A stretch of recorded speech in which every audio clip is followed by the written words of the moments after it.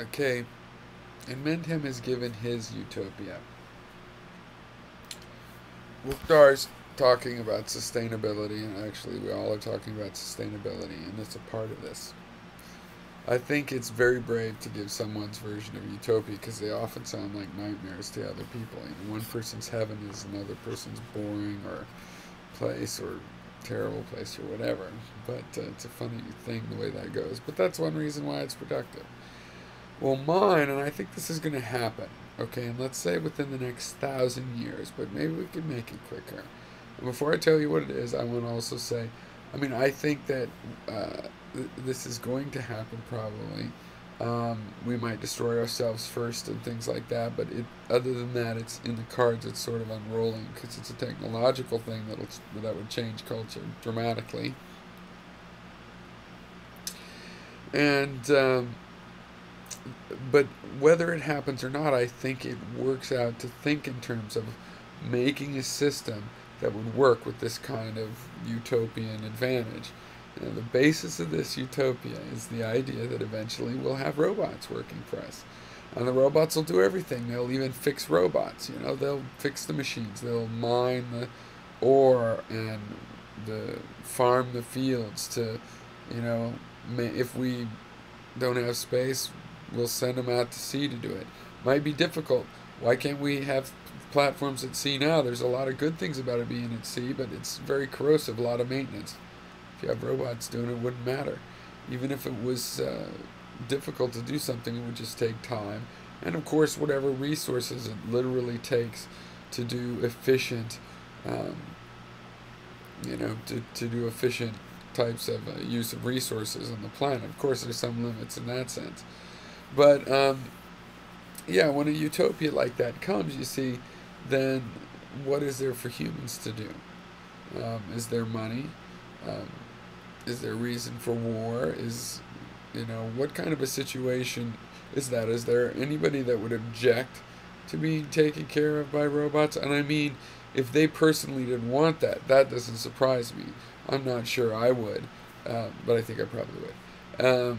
Whereas I wouldn't want that from other humans. That's not as interesting to me. But if you could have a robot doing it, yeah, it might be interesting. And you'd have a robot build your house and things like this. Now, it's also kind of interesting to think, well, what kinds of conflict would you still have there? Of course, it will be romantic conflict. That's always the case, I think, with any utopia, and or else it is a scary utopia. But there'd be conflict still for real estate. Maybe more so because maybe this would be so advantageous to people that we might reproduce really quickly. So there might be conflict like that, and so maybe that's where the dystopian aspect comes in. But okay, so in spite of that, if you could get over those issues, then or just mitigate them somehow, then what would people do? Well, I think people would be either hedonists or artists, and some would still be engineers. There might be trace levels of all sorts of, um, you know, careers like, I don't think you'd need police, but you might have some sort of person that spends some time thinking about, the safety of the people or whatever kind of crime there is or whatever. I think that there's a problem of, well, if there's property and you own your robots then and they're working for you, what if you lose them all in a natural disaster or something? And I think that's something that would have to be addressed. I imagine that if robots can build other robots, there's really no reason not to grant a person a robot to let them survive.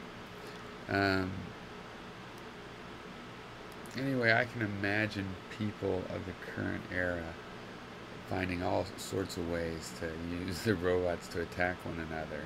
But then again, that's why, you give it 1,000 years. I mean, there should be some social progress at the same time. And I think an all-out robot versus robot war is going to be pretty pointless. A robot versus human wars is going to be pretty,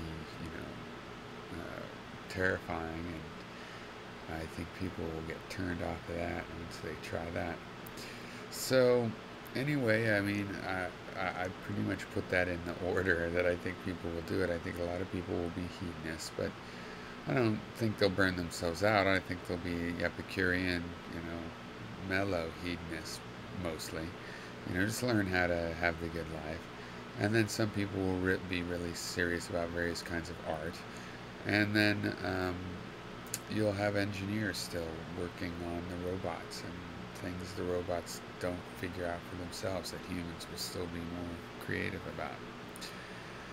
Oh yeah, that's that's nature's ticker, by the way. Okay, I've offered my utopian vision of the future.